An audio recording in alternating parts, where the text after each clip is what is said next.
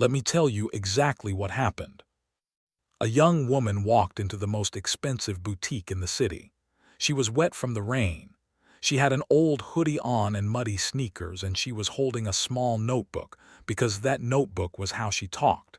She could not use her voice, had not been able to use it for almost 15 years. The boutique owner looked at her. She did not see a customer. She saw something she decided she wanted gone. She laughed at her, loudly. She called her a stray. She said the cheapest scarf in the shop cost more than the girl's life. And when the girl tried to write something in her notebook to respond, the owner slapped the notebook out of her hand. And then she called security and had her removed. The girl picked up her notebook, wiped the mud off it, walked out without making a single sound. Now you heard the title. You know a private jet is coming. But I need to tell you that the private jet is almost the least interesting part of this story. What is more interesting is the 15 years between the car accident that took this girl's voice and the day she walked through that boutique door. What she built in those 15 years, what it cost her, who helped her, who tried to stop her, and the specific reason she walked into that shop in wet sneakers instead of arriving in the car that was waiting 2 blocks away. She was not buying a dress. She was there to see if Elena had changed. They knew each other. From fashion school, from a time before the accident, from a time when Maya Tanaka had been the most promising young designer in her program, and Elena Vasquez had been watching that from the position of someone who desperately wanted to be the most promising young designer and was not. Elena had not changed. Maya had gotten the answer she came for. What happens next at the airport, in the boardroom, at the gala, and in the months after, is what this story is about. Stay with this one. It does not go where you expect. Before we start, like this video. If you believe that silence is not the same as weakness, and that the quietest people in the room are often the ones paying the most attention. Subscribe to Tribal Tales Hub. Ring the bell every week. Comment below when you heard Elena slap the notebook out of Maya's hand. What was your reaction? Tell us. Now let us go back to where Maya's story actually starts. Not the boutique. Not the accident. Before all of it. To a house in Kyoto, Japan, where a little girl used to sit between her parents at the dinner table and look at the fabric samples her father brought home and understand, before she had the language for it, that she was already in love with cloth. Her name was Maya Tanaka.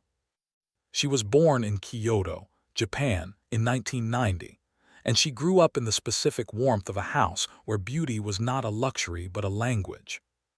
Her father, Kenji Tanaka, was a textile merchant, not a large-scale operation, a specialist. He worked with fabric weavers in Kyoto's traditional districts, sourcing handmade silks and woven cottons that he sold to high-end fashion houses in Tokyo, Paris, and occasionally New York.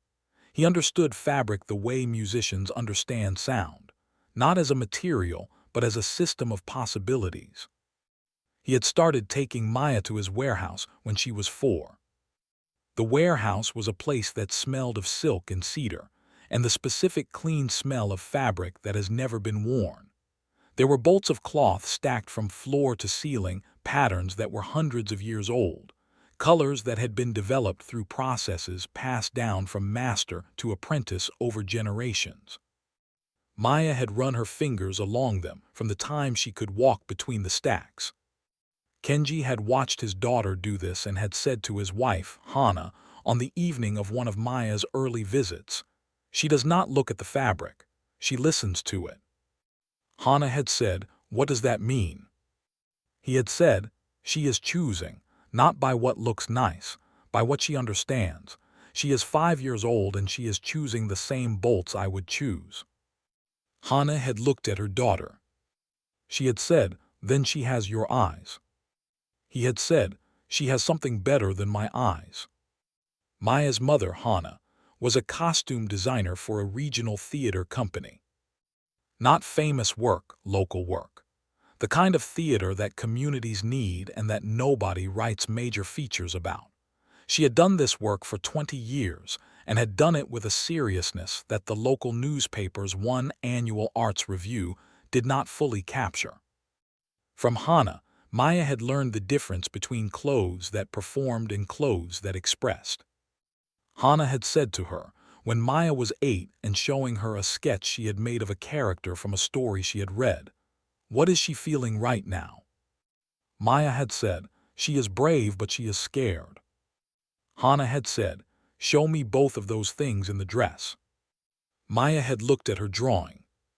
She had said, "How do you show two feelings?" Hannah had said, "The structure shows the brave, the fabric shows the scared." Maya had thought about this for 2 days. She had redrawn the dress with a strong, architectural bodice and flowing, uncertain skirt fabric that moved differently from the rest. She had shown it to her mother. Hannah had looked at it. She had said, "Yes, that is both." This was the foundation of everything Maya would ever design. Clothes were not decoration. Clothes were the most intimate form of communication available. At 15, Maya won a regional competition for young designers. At 17, she was accepted on early entry into one of Japan's most competitive fashion programs in Tokyo. At 18, her family moved to Paris because Kenji had expanded his operations, and because Paris was, in the practical geography of the fashion world, the center of what Maya was going toward. She had enrolled in the Parisian fashion program with the specific combination of genuine confidence and deep curiosity that the best designers always carry, confident in her ability, curious about what she did not yet know. Elena Vasquez had been in the same cohort. Elena was from Madrid. She was 21, 3 years older than Maya, and had been in the program for 2 years already, which gave her the specific authority of someone who has established themselves in a room before the newcomer arrives. She was talented. Not the way Maya was talented. Maya's gift was something you either had or did not have. Elena's talent was real but constructed. She had worked hard at it and studied hard at it, and her results showed the hard work clearly. Her designs were correct in the technical sense, polished in the aesthetic sense, and slightly cold in the human sense. She had noticed Maya immediately. Not warmly. Elena noticed talent the way some people notice threats. What followed, in the 2 years Maya was in the program before the accident, was the specific and grinding cruelty that certain insecure people in competitive environments deploy against people they perceive as more naturally gifted. Small sabotages, social exclusions, the specific kind of comment that is deniable as malice and lands as a blow regardless. A sketch of Maya's appearing on the wrong desk before presentation day. A rumor that the material she had sourced was counterfeit when it was not. Whispered assessments of Maya's work to the other students that always contained a qualifier. Yes, interesting, but is it wearable? Yes, creative, but is it commercial? Maya had known what Elena was doing. She had not responded, not because she lacked the words. She had been expressive and articulate in those years, fluent in 4 languages, known among her classmates for the specific quality of her written feedback on their work, which was direct and useful. She had not responded to Elena because she understood, from watching her mother deal with difficult people in the theater company, that the specific aggression Elena was deploying required a response to function. Without a response, it had only itself. She had kept designing. Elena had kept watching. Then the accident had happened. It was a Sunday in November. Maya had been in the car with her parents. They had been coming back from a day trip outside Paris. Kenji had a supplier meeting in the morning, and they had stayed for the afternoon because the landscape around the town was the specific kind of autumn beautiful that Hannah had wanted to see. They had been 40 minutes from the city. The other car had come from the side street without stopping. The impact had been at the passenger side, the side Maya and Hannah were on. Hannah had died immediately. Kenji had died in the hospital 3 days later. Maya had survived. She had been in the hospital for 6 weeks. The physical injuries had been serious but treatable. What had not been treatable, what the specialist in neurological trauma had explained to her when she was well enough to understand fully, was the damage to the laryngeal nerve. Her vocal cords were intact. The nerve that controlled them was not. She could hear.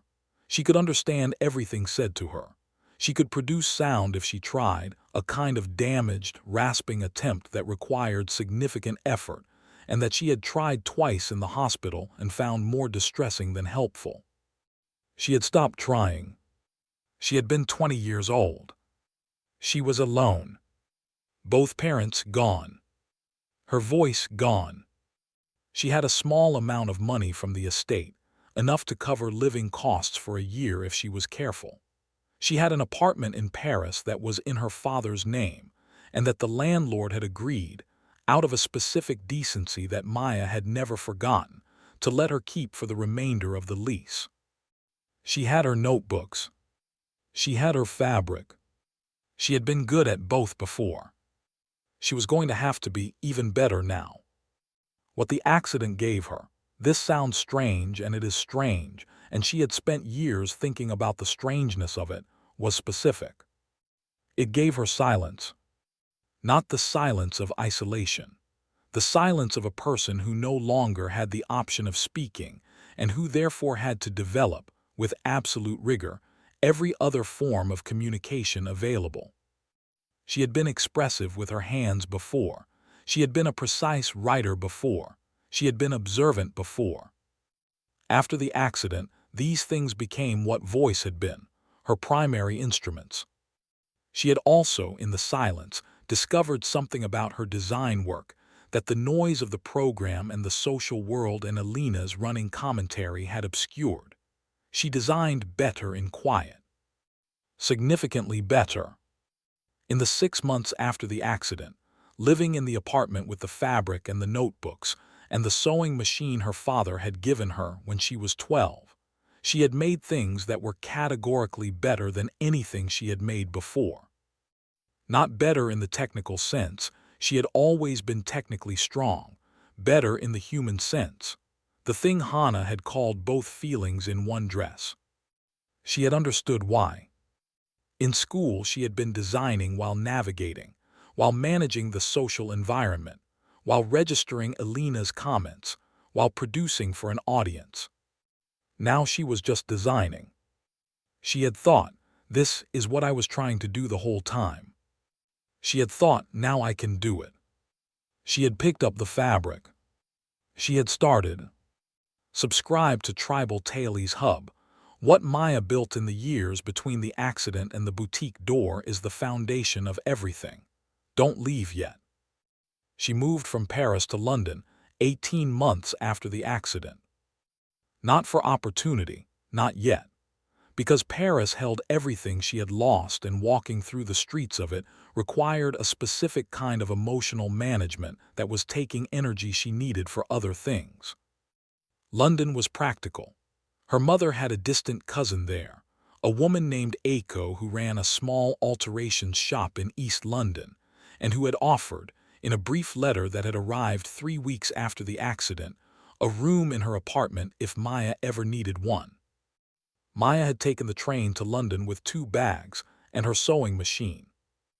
Aiko was 63 years old and had moved from Kyoto to London in 1985 and had been doing alterations for 38 years with the specific precision of someone whose entire professional identity was built on the quality of what you could not see from the outside.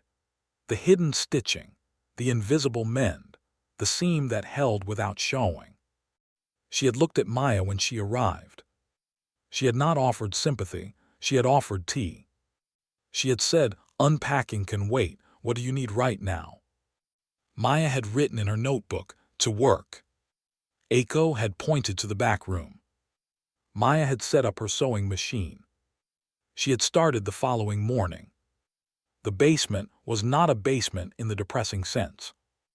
It was the lower level of a commercial building 3 streets from Aiko's shop that Maya had rented for £300 a month, the absolute bottom of the London commercial rental market, through a combination of the remaining estate money and the income from the first work she had found.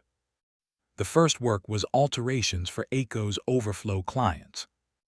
Maya was better at alterations than anyone Aiko had employed, which Aiko had said directly and without softening. "You have your grandmother's hands." She was the best seamstress in her district. This was the highest compliment available in Aiko's vocabulary.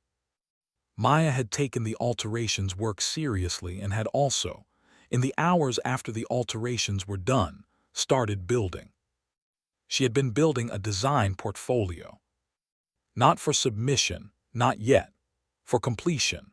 The designs that had been accumulating in her notebooks for 15 years, the ones she had been developing since she was a child in her father's warehouse, the ones that the accident had clarified in the silence. A collection. Not several collections. One. The collection. The one that said everything she had been trying to say since she was 8 years old, understanding that a dress could show two feelings at once. It had taken 14 months. The collection had 23 pieces. Each one represented a specific emotional state that she had researched, drawn, revised, constructed, and reconstructed until the physical garment matched the thing she had been trying to say. A coat that was grief in the cut and resilience in the fabric choice. A dress that was uncertainty in the silhouette and determination in the structure. A jacket that was rage, controlled, directed rage, in the tailoring and the specific restraint of what it did not do. She had photographed all 23 pieces in the basement. Black and white photographs. No model. The clothes hanging on a rail or draped on a dress form, photographed from the angles that showed the work rather than the performance of the work. She had built a website. The website had no name attached to it, no biography, no photograph of the designer. Just the clothes. And one name, The Ghost. She had not expected much from the website. She had been wrong. The first inquiry had come 3 weeks after the site went live. It was from a stylist in Los Angeles named Renata, who worked with several major celebrities and who had found the site through a designer forum where someone had posted a link with the comment, "I don't know who this is, but the jacket on the second page is the most precise articulation of quiet strength I have seen in contemporary fashion." Renata had emailed. Maya had emailed back. The exchange had taken 5 emails in 2 hours and had resulted in a commission, a gown for an awards ceremony, spec provided, timeline 3 weeks. Maya had built the gown. She had shipped it. The actress who wore it had appeared on the ceremony's red carpet, and the fashion press had covered it with the specific frenzied attention of people encountering something new. Who made this? Where did it come from? The silhouette is unlike anything this season. Renata had emailed Maya the following morning. She had said, "My phone has not stopped. Who are you?" Maya had replied, "The Ghost." Renata had said, "That is not an answer." Maya had said, "It is for now." Renata had said, "Okay, whatever you want. Can you make 3 more pieces for the next 6 months?" Maya had said, "Yes." She had made 6. 3 years passed. The Ghost became the most talked about anonymous designer in the international fashion world. Not the most commercially successful, anonymity and commercial scale did not naturally coexist, but the most discussed, the most influential, the most imitated. A major fashion publication had run a cover story. "The Ghost, who is designing the future's best clothes and why won't they tell us?" The story could not answer either question because nobody knew. Maya had made sure nobody knew. Not because she was hiding from shame, because she had understood in the basement months and the subsequent years of building that the work had a different quality when the work was evaluated without the biography. When you could not know whether the Ghost was young or old, male or female, from which country or which tradition. You had to look at the clothes. Just the clothes. She had thought this is what the work always deserved, to be seen for itself. She had also understood from years of watching the fashion industry from a distance that the reveal of her identity was going to change things. The moment the ghost had a face and a name and a history, the clothes were going to be evaluated differently. Some of that would be good, some would not be. She had wanted to choose the moment. She had also wanted to build the financial infrastructure first. The ghost's commission income had been significant in year 2 and substantial in year 3. She had invested it the way her father had operated his business, carefully, in things she understood, compounding over time. She had bought properties, not in the speculative sense, in the specific sense of a person who had grown up with a textile merchant father and understood that real estate held value in ways that fashion did not. She had bought 3 commercial properties in London's fashion district. She had bought one in Paris. She had bought the building that contained La Paris Boutique 8 months before the day of the wet hoodie. This had not been a plan for revenge. She had bought it because it was in a good location, and the previous owner had been retiring, and the price had been reasonable. The fact that Elena's boutique was in the building had been noted. The decision to visit the boutique first, in her ordinary clothes, before revealing herself at the gala, that had come later. His name was Thomas Park. He was 32 years old, originally from Seoul, and he had been running a small but excellent fashion photography studio in East London for 5 years. He had photographed the 3rd Ghost collection, the first time Maya had used a live photographer rather than photographing the work herself. She had chosen him because his portfolio showed the same quality she was looking for in her own work. He photographed clothes the way her mother would have, to show both feelings at once. They had met at the studio. He had expected, based on the reputation of the ghost, someone who would arrive with an entourage. Maya had arrived alone with one assistant, a young woman named Soo-jin who handled her communications and who had been with her for 2 years and who understood exactly what Maya needed and how to provide it.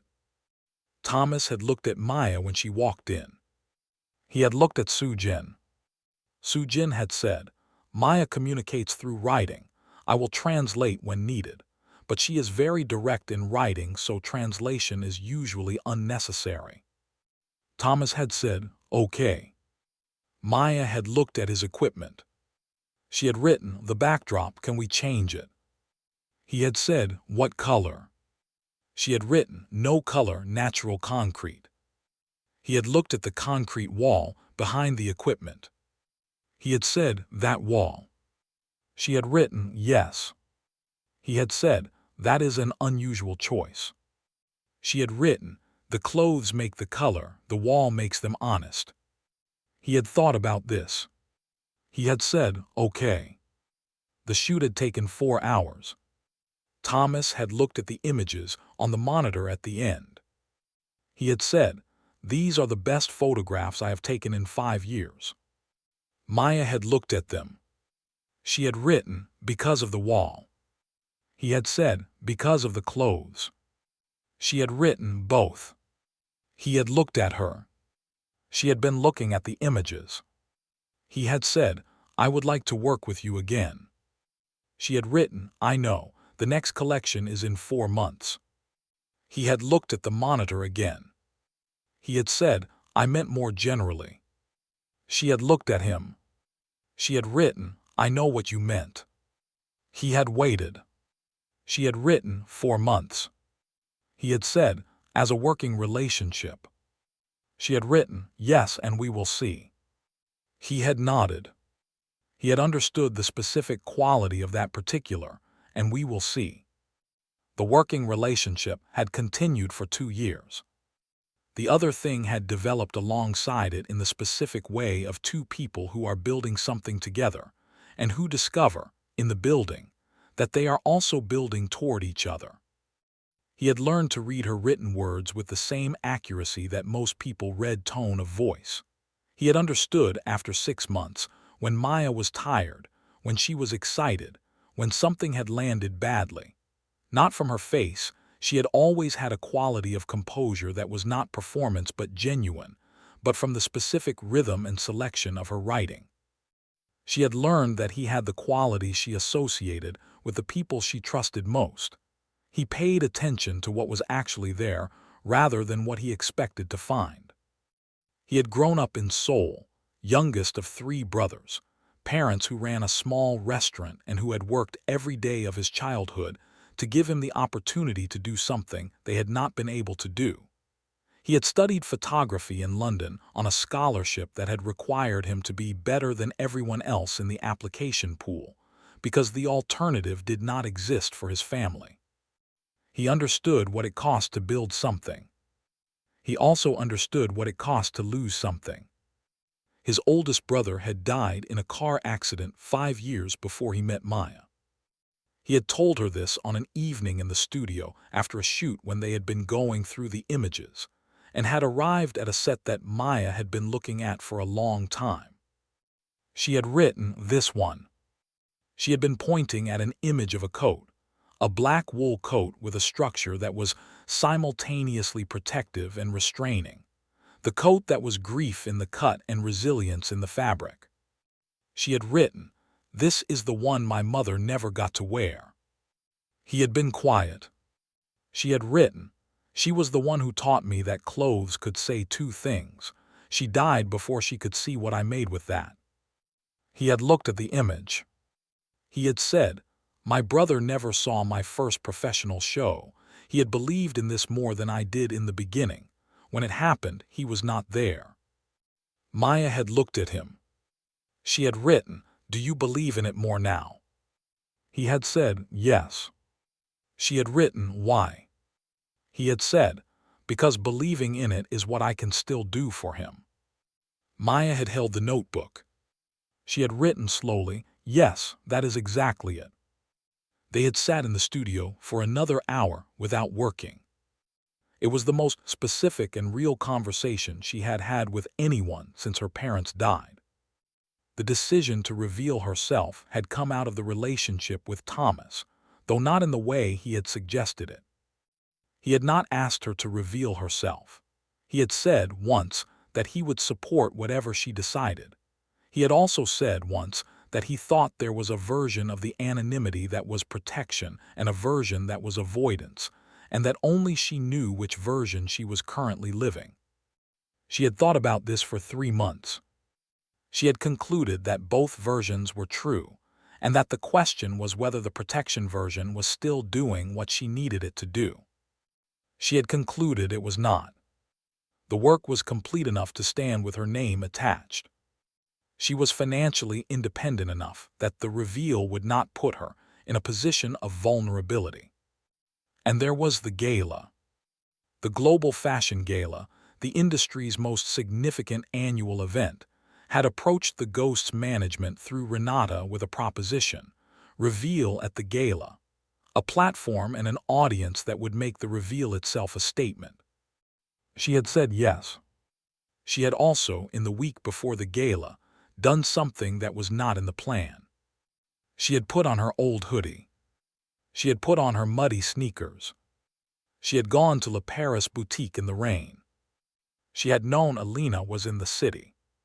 She had known Elena owned the boutique. She had found this out through Renata, who had a broad knowledge of the European fashion retail landscape, and who had mentioned La Paris in a conversation about Paris's luxury boutique market. Maya had not sought out the information. She had received it and had filed it. She had thought about Elena in the years after the program, not obsessively, not with the sustained bitterness of someone who has built their life around a grievance, but with the occasional specific memory that surfaces when certain triggers appear. The memory of a sketch placed on the wrong desk. The memory of whispered qualifiers. The memory of Elena's face when Maya received the highest critique marks of the year for a collection that Elena had been certain was going to be hers. She had not designed the boutique purchase around this. But she had, in the 3 days before the gala, decided to go. The decision had been exactly what she would tell Thomas later that evening. She wanted to know if Elena had changed. Not for her own sake. She had made her peace with what had happened in ways that were real rather than performed. But because she was about to reveal herself, and the gala and the coverage that followed were going to reopen the story of her time in the program. She had wanted to know what she was walking back toward. She had walked through the rain. She had pushed open the heavy glass door of Le Paris.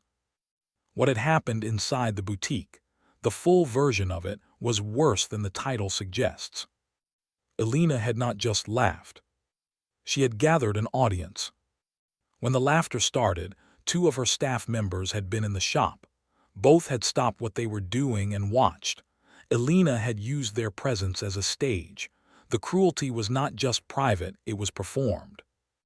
She had said, loudly enough for both staff members to hear, "This is what happens when people forget their place. They wander into spaces that were never built for them." She had said, "My grandmother used to leave bread at the door for strays. I am not my grandmother." She had taken the notebook, when Maya had extended it to show what she had written, and not just slapped it away but held it by the cover and shaken it so the pages scattered. The pages were notes and sketches. Design notes and sketches. They had scattered across the boutique's Italian rug. Elena had looked at the sketches on the floor. She had said, "Oh, you draw how adorable." She had kicked one of the sketch pages aside with her heel. Maya had looked at the sketch, one of the drawings from the upcoming gala collection, on the floor. She had looked at Elena. Elena had said, "Security." Maya had knelt on the expensive rug and collected every page. She had done this carefully, not hurrying, not in the manner of someone being humiliated, in the manner of someone picking up something that belonged to them and that was worth picking up carefully. When she had all the pages, she had stood up. She had looked at Elena one more time. She had not written anything. She had walked out. Outside she had stood in the rain. Not in distress, in the specific state of a person who has just confirmed something and is deciding what to do with the confirmation. She had thought about what Elena had said about her grandmother leaving bread for strays. She had thought, "She chose to tell me about the bread." The bread was there somewhere in Elena's telling of herself. Even in the cruelty, she had referenced a grandmother who left food for people who needed it. Elena knew what care looked like. She had simply decided it was not for her. This was the thing that Maya had needed to confirm. Not that Elena was cruel. She had known that from 20 years ago. That Elena had decided to be cruel. That it was a choice. That it was maintained. That it was not a confusion or an immaturity she had grown out of. Maya had stood in the rain for 2 minutes. Then she had done something that Thomas, when she told him later, had looked at her with an expression of complete and specific admiration. She had gone back into the boutique. Not through the front door. She had walked around to the side entrance that staff used. She knew the building's layout because she owned the building. And she had found the building's maintenance office, and she had spoken to the building manager, a man named Robert, who knew exactly who she was because he had been managing the building for 2 years under the instruction of her London property team. She had written him a note. The note had said, "The 2 junior staff members working in the boutique today find out their names. I want to have something arranged for them." Robert had said, "Arranged how?" She had written, "A job offer from the Ghost Collections retail team that is being announced at the gala tonight. Good salary, better conditions." Robert had said, "And the owner." Maya had written, "Nothing yet." She had walked back out into the rain. She had called Sujin. Sujin had answered. Maya had typed a message on her phone. She and Sujin communicated through a text-to-voice app in phone conversations, and the voice had read it. The boutique visit confirmed everything. "I am ready for tonight, tell Renata." Sujin had said, "Are you okay?" The voice had read, "Yes, The sketches are fine, she kicked one. It was the runway 3 silhouette. It held up. Sujin had made a sound. Maya had continued walking through the rain. She had been fine. She had always been fine. Fine was the specific word for the state she had been in since the accident. Not comfortable, not easy, not the fine that means everything is good. The fine that means I know what I am doing and I am doing it. She had arrived at her car. Her driver had held the door. She had gotten in. She had looked at the rain on the window. She had thought about her mother. She had thought, Mama tonight. She had closed her eyes for the 20-minute drive to the hotel. Subscribe to Tribal Taile's Hub. The airport scene and the boardroom are the next sections, and they are the ones that nobody sees coming from the direction they come from. Elena Vasquez had been preparing for the airport meeting for 2 weeks. Not 2 weeks of deep strategic preparation. 2 weeks of the specific anxiety of a person who has a great deal to lose and is aware of how thin the ground beneath them is. The situation was this. The building that housed Le Paris, the building Elena had been renting her boutique space in for 6 years, the building that had her name above the door in gold lettering, the building she had made the defining commercial statement of her career, had been sold. Her lease was up for renewal. The new owner had not communicated directly. All communication had come through a property management company that had informed Elena's lawyer that the lease renewal was under review, pending a meeting with the building's owner. Elena had not been told who the owner was. She had tried to find out. She had asked around. She had gotten conflicting information. What she had eventually been told, through a contact in the fashion investment world, was that the owner was connected to the Ghost Collection, which had also just bought 3 other properties in the London and Paris fashion districts, and which was structuring a new retail venture that was going to anchor in exactly this area. She had been told the meeting was at the private terminal. She had understood that the owner of the Ghost Collection's properties was the anonymous designer herself, and that the designer was about to reveal at tonight's gala. She had not connected this to anyone specific. She had dressed carefully for the airport meeting. She had worn her most expensive coat, a deep burgundy that photographed well, and that she had specifically purchased 3 years ago for high-status encounters. She had arrived at the private terminal 45 minutes early. She had stood at the window watching the tarmac. She had practiced what she was going to say. She had practiced how she was going to position herself as a fellow industry professional, as someone with valuable expertise in the market that the Ghost Collection was entering, as a potential partner rather than a tenant. She had been thinking about this all afternoon. She had not been thinking about the woman she had ejected from her boutique that morning. The two facts were not connected in her mind. The jet landed at 4:47 p.m. Elena had watched it descend from a distance, then walked to the appropriate area of the private terminal and positioned herself near the stairs. The aircraft came to a stop. The boarding stairs lowered. Elena stood straight. She watched the door. It opened. A woman came down the stairs.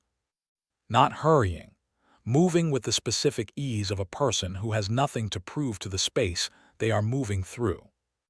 She was wearing a gold gown that Elena recognized immediately, not just as expensive fabric, but as construction of a specific and extraordinary complexity. The gown moved the way clothes move when they have been built for movement rather than for stillness. The silhouette was architectural in the upper body and liquid in the lower. The light in the afternoon hit the fabric and did something that was not shine. It was more specific than shine. Elena had looked at the clothes first because she was a fashion person and fashion people looked at clothes first. Then she had looked at the face. The process of recognition had taken approximately 4 seconds. The hair was different. The gown was different. The posture was entirely different, not the uncertain presence of someone wet and holding a notebook, but the complete and settled presence of someone who knew exactly where they were. But the eyes were the same. The specific quality of them, not angry, not performing, just looking, that was the same. Elena had said, "Maya." She had said it with the first completely genuine expression she had worn all day. Then she had said, "No, that's impossible." Maya had stopped in front of her. She had reached into a small bag carried by her assistant and had taken out a tablet. She had typed. The tablet speaker had said in the clear and precise voice of the text-to-speech software she used, "The cheapest scarf in your shop costs more than my life, Elena. You were right about one thing. That shop is for winners. And as of 5 minutes ago, you no longer have a lease." Elena had been very still. She had said, 5 minutes ago. The voice had said, "The lease renewal has been declined. You have 30 days to vacate." Elena's jaw had moved. She had said, You can't, Maya, I didn't know it was you this morning. I would never have." The voice had said, "You would never have humiliated the owner of your building to her face. Yes, that is precisely the problem." Elena had said, "I can explain the morning. I was stressed, I had a difficult week, I would not normally." The voice had said, "You have been normally for 20 years, Elena. You were normally at the program. You were normally when you had my sketch in your hands and you dropped it." Elena had looked at her. The voice had said, "I do not think you are a monster. I think you are a person who made a consistent decision about who you were going to be in relation to people you decided were beneath you. You made that decision today with someone who was wet and wearing old sneakers. You would have made it with anyone who presented that way." Elena had said, "I am sorry, genuinely, I." The voice had said, "I know." She had said, "So you understand." The voice had said, "I understand that you are sorry. I am not discussing the lease. That decision was made based on business grounds. You have a month." Elena had looked at the tarmac. She had said, "The boutique is everything I have." The voice had said, "I know." Silence. Elena had looked up. She had said, "What happens to me?" Maya had looked at her for a moment. She had typed. The voice had said, "That is up to you." She had turned and walked toward the waiting car. But she had stopped. She had turned back. She had typed something. The voice had said, "Two things. Your two junior staff members, Sophie and Claire, I am offering them positions at the Ghost Collection's new retail operation. They will receive an offer letter tomorrow. You should know, they did not intervene this morning, but neither did they participate. Sometimes not participating is the most you can ask of people in a situation they did not create." Elena had said nothing. The voice had said, "Second, there is a position available in the foundation I am launching alongside the gala announcement tonight. It is an education role, working with young designers from underserved backgrounds on early-stage development. It does not pay what your boutique paid. It pays respectably. It is real work." Elena had looked at her. Maya had typed. The voice had said, "I am not offering this as kindness. I am offering it because you know the industry and because there are young designers who would benefit from someone who understands what the industry actually is and who might, if they were given the role of teaching rather than competing, find a better use for what they know." Elena had been very still. The voice had said, "Think about it." Maya had gotten into the car. Thomas had been at the hotel when she arrived. He had looked at her face. He had said, "How did it go?" She had written, exactly as it needed to. He had said, "Did you offer her the foundation role?" She had written, "Yes." He had said, "What did she say?" She had written, "Nothing yet." He had said, "Do you think she will take it?" She had thought for a moment. She had written, "I think she is deciding who she wants to be. I gave her a direction. What she does with it is hers. He had looked at her. He had said, "Are you okay?" She had written, "Yes, the gown survived the tarmac." He had laughed. She had looked at him. She had written, "After tonight everything changes." He had said, "Yes." She had written, "Are you ready for that?" He had said, "I have been ready for 2 years." She had looked at him. She had written, "Good." She had gone to prepare for the gala. The Global Fashion Gala was held at the Grand Palais in Paris. 800 guests. The industry's most significant names in design, retail, media, and finance. A room that had been talking about the ghost for 3 years. Maya had been backstage for 45 minutes before the announcement. Soo-jin had been beside her. Thomas had been in the audience. He had a specific seat that she had arranged, 5th row center, because she had wanted him to be close enough to see her face clearly. She had been calm. Not the performed calm of someone managing their nerves, the actual thing. She had sat in the backstage area in the gold gown and had gone through the final notes she had prepared, not a speech, not words she was going to say out loud, because she was not going to say anything out loud. She had a video, and the tablet, and the specific quality of presence that she had been building for 15 years of designing without a voice. Renata had come backstage 20 minutes before. She had looked at Maya. She had said, "3 years I have been waiting to walk in there with you." Maya had written, "2 more minutes." Renata had said, "You look extraordinary." Maya had written, "The gown works." Renata had said, "Maya." Maya had looked at her. Renata had said, "Your parents would be so proud." Maya had held the notebook. She had written slowly, "I know." The announcement was structured without fanfare.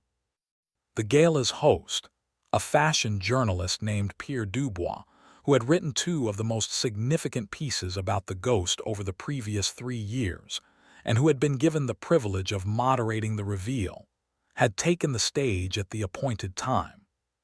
He had said, "For 3 years you have been wearing clothes that came from nowhere, from a source with no face, no name, no biography. You have been wearing what the industry has called the most honest work of the decade. Tonight, the ghost's voice speaks." The lights had shifted. Maya had walked from the wings. The room had made a sound. Not applause, not immediately. The specific sound of a large group of people registering something unexpected simultaneously. The sound of 800 people recalibrating.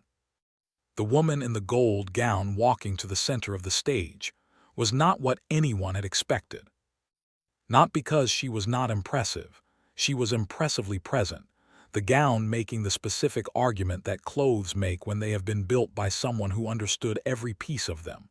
But because she was young, because she was not performing, because she walked to the microphone and did not speak and did not seem disturbed by not speaking and simply stood.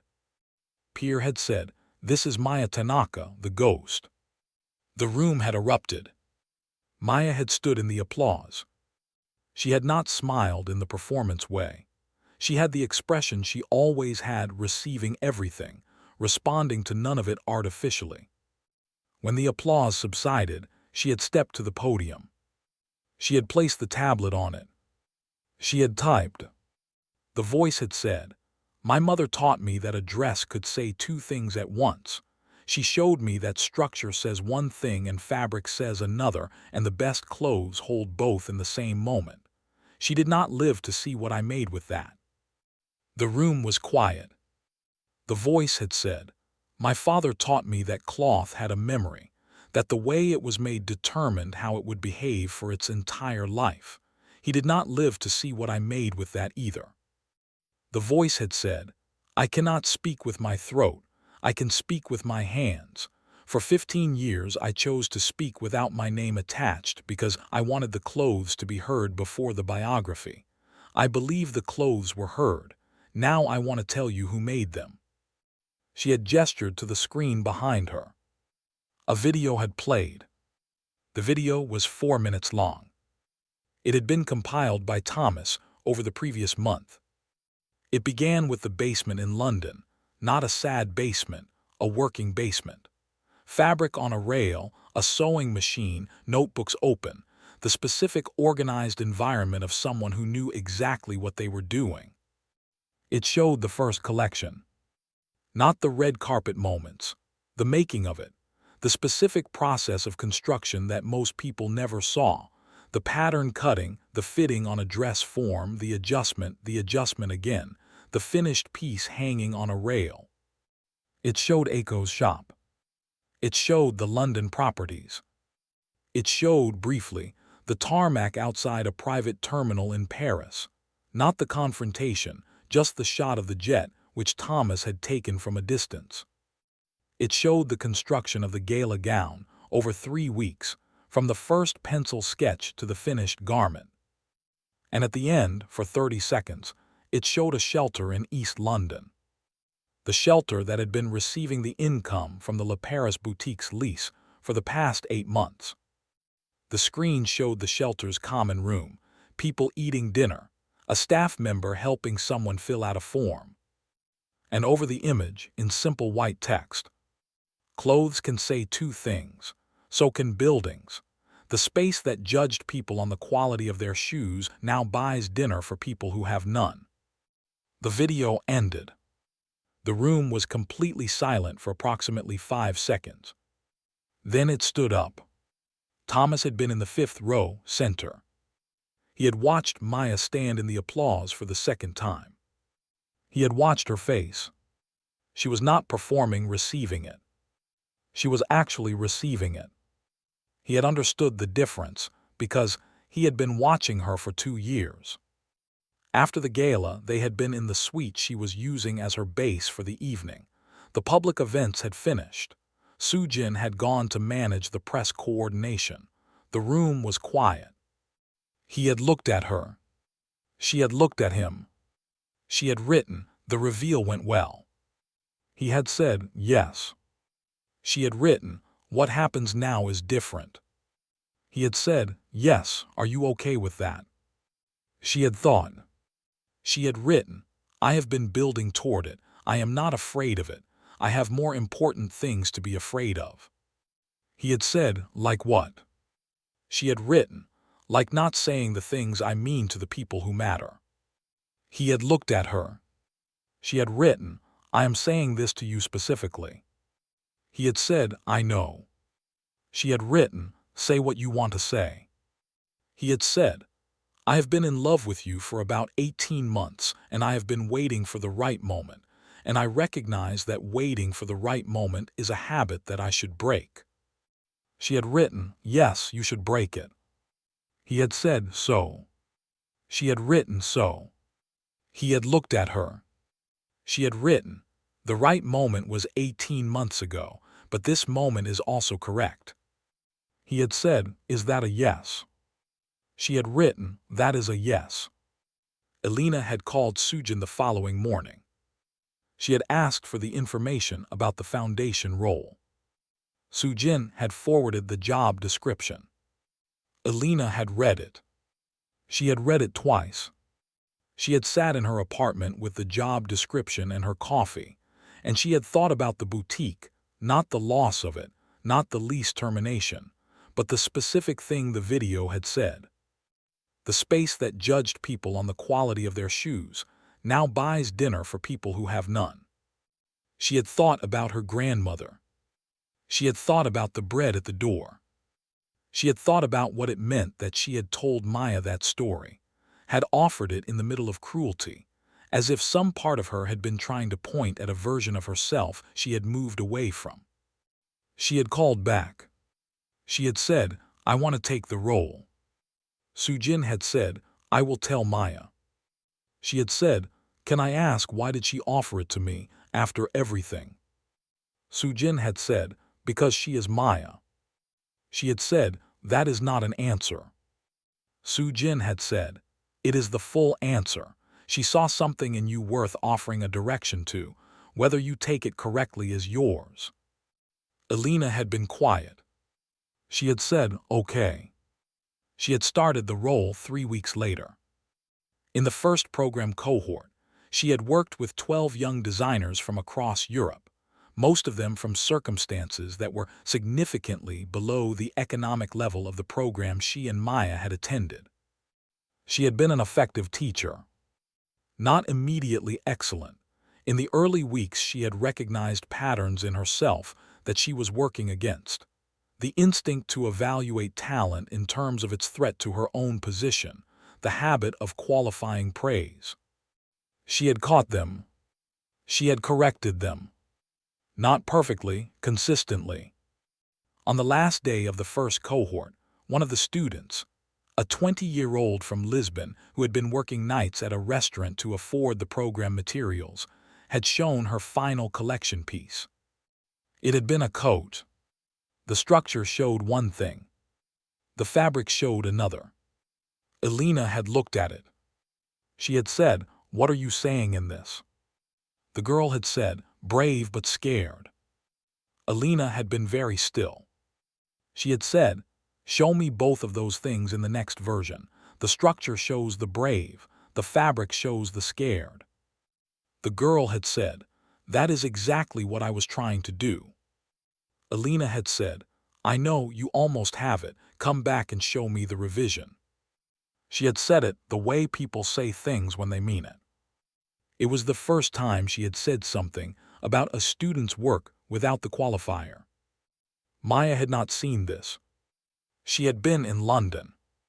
She had been told about it later by one of the program coordinators. She had sat with the information. She had written in her notebook, not to anyone specific, just in the notebook, "Mama, you were right. A dress can say two things, so can people. Elena is saying two things now. I think the second one is getting louder." She had closed the notebook. She had looked out the window of her studio. The new studio, not the basement, a proper studio in a building she owned, with a rail full of fabric and a dress form and a sewing machine, and a wall of natural concrete that Thomas had photographed. Thomas was in the studio. He was on the other side of the fabric rail, working on a lighting test for the next collection. She had said, in the way she said things, by writing and showing. He had taken the notebook from across the rail and read it. He had put it back. He had looked at her. He had gone back to the lighting test. After a moment, she had written again. He had come to read it. It said, "I keep thinking about what she said, about her grandmother leaving bread at the door for strays. Even in the worst of herself, she was pointing at something better." He had read it. He had looked at her. He had written underneath her words in his own handwriting, "Your mother used to say clothes can say two things at once. I think that applies to people too." She had looked at the combined words in the notebook, her handwriting and his, sitting together on the same page. She had thought, yes, that is both feelings in one. She had put the notebook on the shelf. She had gone back to the fabric. The next collection was in 4 months. She had the structure. She was finding the fabric. She was finding both. So that is Maya Tanaka. The ghost. The woman who walked through a boutique door in wet sneakers to find out if an old bully had changed. The woman who built an empire in silence. The woman who stood on a stage and let a voice that was not her voice say the things she had been building for 15 years. Let me stay with this for a moment. Because the private jet, the title, the arrival, Elena's face on the tarmac, that is the satisfying part, the justice of it, the specific moment when the gap between what someone assumed and what was actually true became visible. But what I keep thinking about is the boutique. Not what Elena did. What Maya did after. She went around to the maintenance office. She asked for the names of the 2 junior staff members. She arranged job offers. Not for Elena, for the people who had been in the room and had not participated. She was in wet sneakers with pages of her design sketches scattered on an Italian rug that someone's heel had moved. and she was thinking about Sophie and Claire, who had been standing there and had not intervened, but had not joined in either. She saw them. That is the Maya who built what she built.